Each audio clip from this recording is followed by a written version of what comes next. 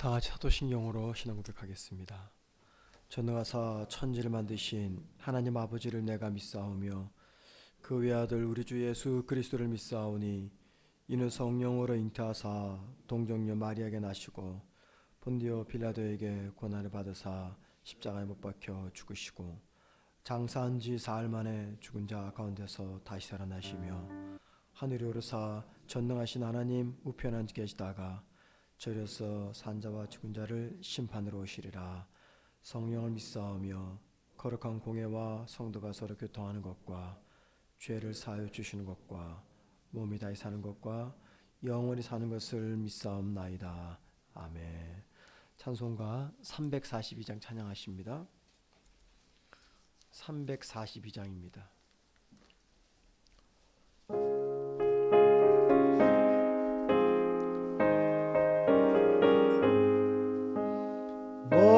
시험을 당해 죄 짓지 말고 너 용기를 다해 못 물리치라. 너 시험을 이겨 새 힘을 얻고 주 예수를 믿어 늘 승리하라.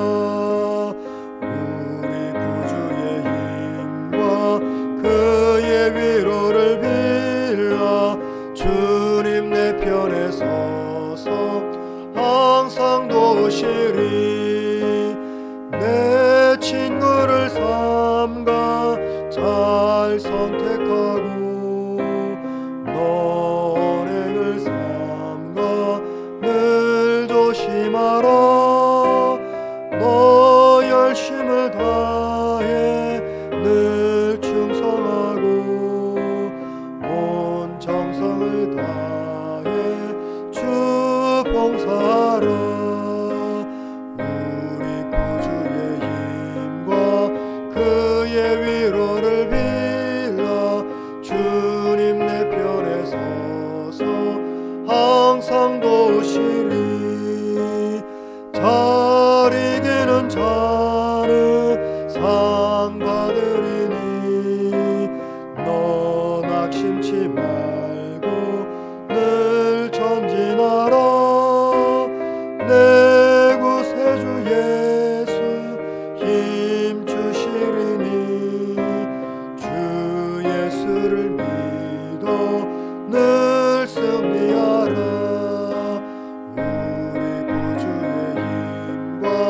그의 위로를 빌라. 주님 내 편에 서서 항상 도우시리. 하나님 말씀 보십니다. 마태복음 11장 11절에서 19절입니다. 마태복음 11장 11절에서 19절까지 제가 혼자 읽도록 하겠습니다. 내가 진실로 너희에게 말하노니 여자가 낳은 자 중에 세례 요한보다 큰 이가 일어남이 없도다. 그러나 천국에서는 극히 작은 자라도 그보다 크니라. 세례 요한의 때부터 지금까지 천국은 침노를 당하나니 침노하는 자는 빼앗느니라. 모든 선지자와 율법이 예언한 것은 요한까지니 만일 너희가 줄겨 받을진대 오리라 한 엘리야가 곧 이 사람이니라. 귀 있는 자는 들을지어다. 이 세대를 무엇으로 비유할까? 비유하건대 아이들이 장터에 앉아 제 동물을 불러 이르되 우리가 너희를 위하여 향하여 피리를 불어도 너희가 춤추지 않고 우리가 슬피 울어도 너희가 가슴을 치지 아니하였담과 같도다. 요한이 와서 먹지도 않고 마시지도 아니하며 그들이 말하기를 귀신이 들렸다 하더니 인자는 와서 먹고 마시며 말하기를 보라 먹기를 탐하고 포도주를 즐기는 사람이요 세리와 죄인의 친구로다 하니 지혜는 그 행한 일로 인하여 옳다함을 얻느니라. 아멘.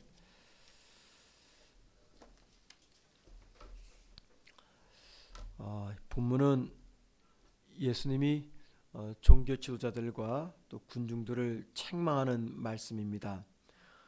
예수님이 그들을 책망하셨던 이유는 예수님이 전하는 복음에 대해서 반응하지 않았기 때문입니다.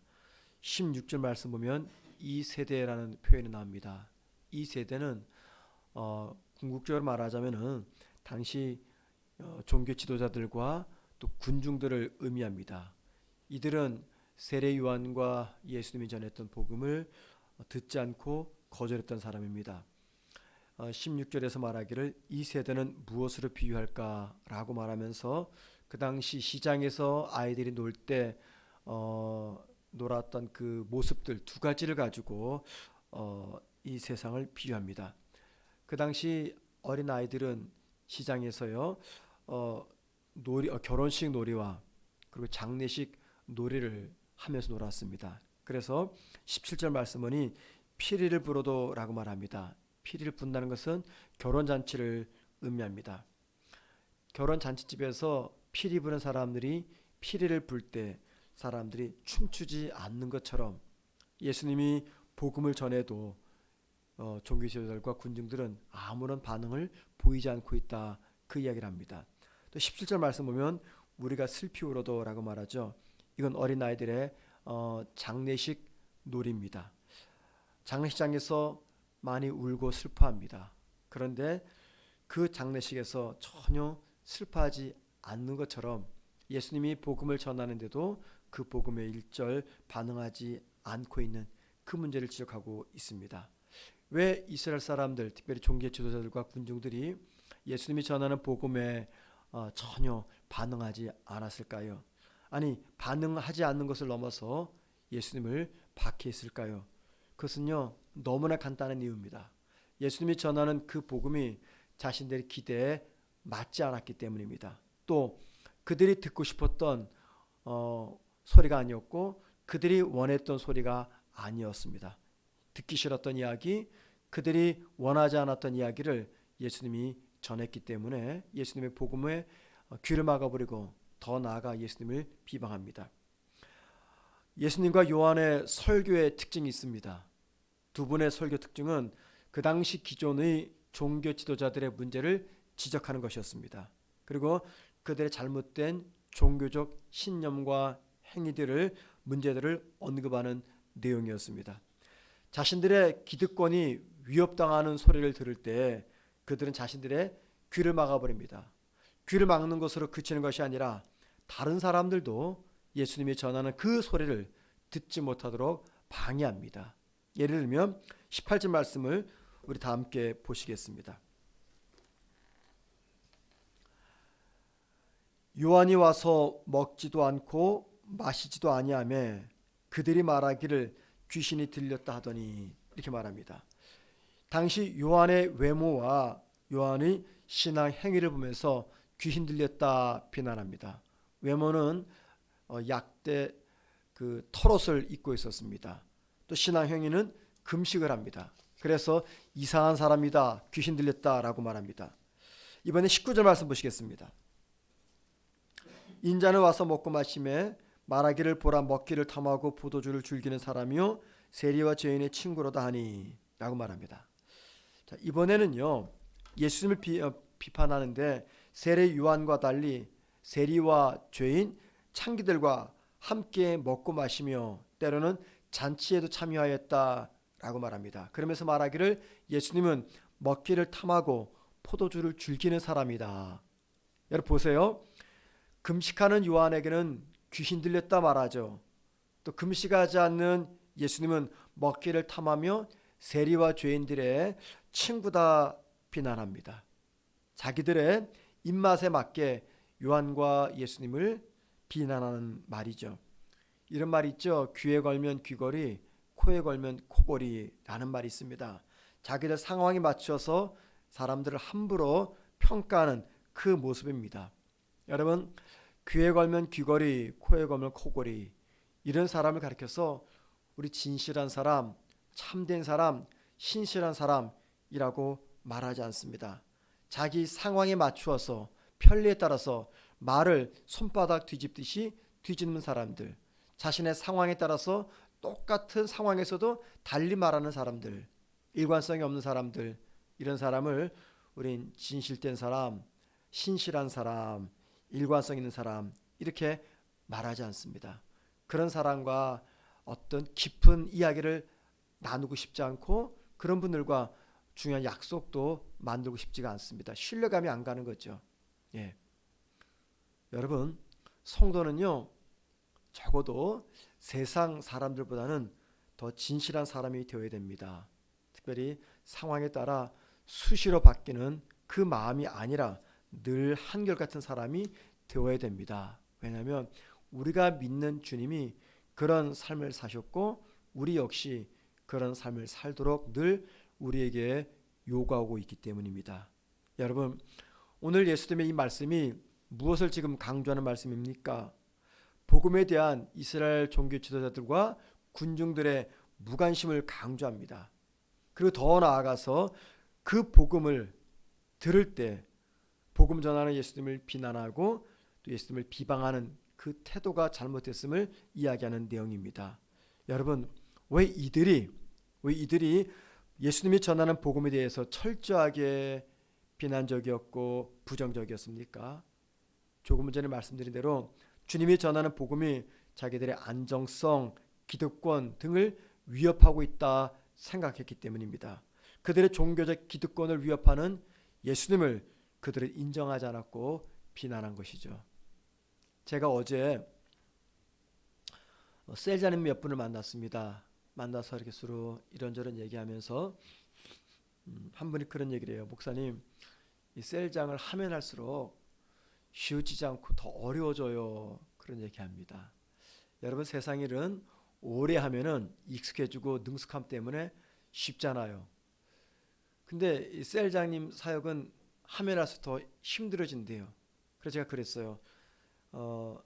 저도 그렇습니다. 제가 올해째 모레 목회 거의 이제 36년째인데 물론 저보다 더 오래 목회 오래 하신 분도 계십니다.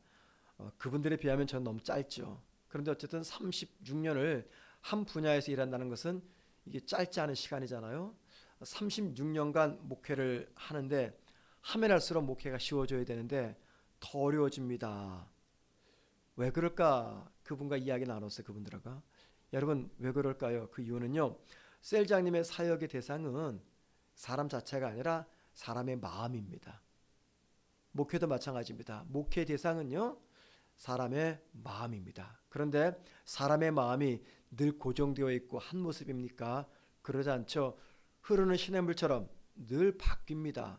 상황에 따라 바뀌고 자신의 기분에 따라 바뀌고 수시로 바뀝니다. 관계에 따라 변하고. 그러다 보니까는 셀장의 사역과 목회자의 사역이 하면 할수록 더 어려워지는 것이죠. 목사는 늘 똑같습니다. 셀장은 늘 똑같습니다. 그런데 셀장과 목사의 목양을 받는 성도들은 어때요? 똑같지 않죠. 자신의 상황에 따라 셀장과 목사를 사랑하고 존경하기도 하지만 때로 그들과 원수가 되기도 합니다. 목사와 관계가 좋고 목사를 긍정적으로 바라볼 때는 목사가 전하는 설교가 다 은혜롭습니다. 그런데 목사와 관계가 틀어지면 목사의 설교가 귀에 들어오지 않습니다. 그리고 그 설교로 신앙이 자라지 않습니다. 그래서 늘 목사는요, 외줄타기를 하고 있습니다. 지금은 참 관계가 좋은데 언제 어떻게 이분과 또 관계가 틀어지게 될까, 이런 늘 우려하는 마음이 있게 되죠. 그러다 보니까는 어쩔 수 없이 목사는 자신의 속마음을 성도들에게 그대로 보여주지 못할 때가 많습니다. 보여주고 싶죠. 다 말하고 싶습니다. 그런데 그렇게 못하는 이유는 목사의 개인의 보호 때문이 아니라 목사와 관계를 맺고 있는 성도들의 영적의 유익을 위해서 그렇습니다. 우리 셀장님도 마찬가지라 생각을 합니다. 그래서 목회를 하다 보면서 또 셀장의 사역을 감당하면서 내리는 결론이 뭐냐면, 일이 참 중요하지만 일보다 더 중요한 거는 관계구나. 일은 나중에 하면 돼요. 그죠? 조금 늦게 하면 됩니다. 근데 관계가 틀어지게 되면 일은 절대 되지 않습니다. 그러다 보니 목사는 어떻게 해서라도 교회의 화평을 위해서 성도들과 좋은 관계를 유지하려고 노력합니다. 아마도 여기 셀장 사역하시는 분들도 똑같으실 거예요. 셀자님 되셔가지고 셀원들과 관계가 틀어지길 바랍니까? 그러면은 그분이 신앙이 자라지 않는데, 그러다 보니까는 우리 사람을 섬기는 우리 셀자님들과 목회자들은 어떻게 해서든지 그냥 좋은 관계를 유지하기 위해서 더 많이 참고 내려놓고 절제하는 거죠. 그게 교회와 성도를 지키는 중요한 방법이기 때문입니다. 교인들은 목사와 관계가 틀어지면요, 목사가 아무리 좋은 말 전해도 은혜 못 받습니다. 관계가 좋을 때는 은혜로운 설교다 라고 말했던 분이 목사로부터 조금만 섭섭함을 느끼면 목사를 비난하고 설교를 비난합니다. 그래서 목사의 가장 중요한 사명 중에 하나가 뭐냐면 성도들과 덜 좋은 관계를 맺으려고 노력하는 것이죠. 자신의 기대에 미치지 못하거나 자신의 약한 부분이 말씀으로 지적당할 때 그 말씀이 걸림돌이 되어서 언제부터인가 내가 복음을 대적하게 됩니다. 여러분, 우리의 신앙의 성숙을 위해서 이 부분을 훈련해야 됩니다. 다른 누군가 유익이 아니라 내 자신의 유익을 위해서. 여러분, 그러면 결국 나만 손해예요. 나만. 나의 유익을 위해서, 신앙의 성숙을 위해서 이 부분을 우리가 늘 훈련해야 됩니다. 복음을 들을 때 춤을 추든지 울든지 둘 중에 하나 반응을 나타내야 됩니다. 그런데 사람들은 예수님이 전하는 복음을 들어도 반응하지 않습니다. 응답하지 않습니다. 자, 여러분, 결국 누가 손해본 겁니까? 예수님입니까? 그들입니까? 종교 지도자와 군중들입니다. 복음을 들어도 반응하지 않았던 그들이 영적 손해였습니다. 바라기는 이 연약한 목사와의 관계 때문에 혹은 셀자님들과의 관계 때문에 내가 영적으로 손해를 보지 않았으면 참 좋겠습니다. 이 결국은 나의 손해잖아요. 나의 손해. 복음을 들을 때 귀를 막아버리거나 복음을 전하고 나를 섬기는 그 셀장과 목회자들과 관계가 틀어지면 내가 손해입니다. 여러분, 사랑하는 여러분, 우리가 믿음 생활하면서 평생토록 함께 유지해야 될 것은 사람과의 관계죠. 목사와의 관계, 성도와의 관계, 또 셀장들과의 관계입니다. 그 관계가 무너지면 내 신앙이 무너지고 맙니다. 그래서 늘 우리 기도 제목 중에 하나가 관계를 위해서 기도하는 겁니다. 좋은 관계, 바른 관계를 유지하기 위해서 오늘도 기도하면서 하나님께 은혜 구하는 저와 여러분 되기를 주의 이름으로 축원을 드립니다. 기도하겠습니다. 하나님, 오늘 하루도 주님과 동행하면서 만나는 많은 사람들과 바르고 좋은 관계를 유지하게 도와주시고 늘 상황에 따라 내 마음이 수시로 손바닥 뒤집듯이 바뀌지 않도록 도와주옵소서.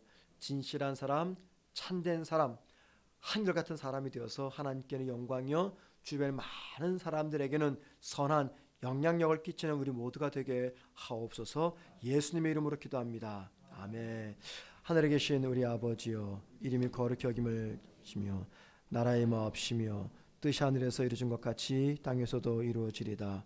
오늘날 우리에게 일용할 양식을 주옵시고 우리가 우리에게 죄 지은 자를 사하여 준 것 같이 우리 죄를 사하여 주옵시고 우리를 시험에 들게 하지 마옵시고 다만에게서 구하옵소서. 대개 나라와 권세와 영광이 아버지께 영원히 싸움나이다. 아멘. 기도하십니다. 기도하실 때 말씀을 전하는 교육자들을 존중하며 교육자들과 화평의 관계를, 좋은 관계를 잘 맺을 수 있도록 은혜 달라고 기도하시고요.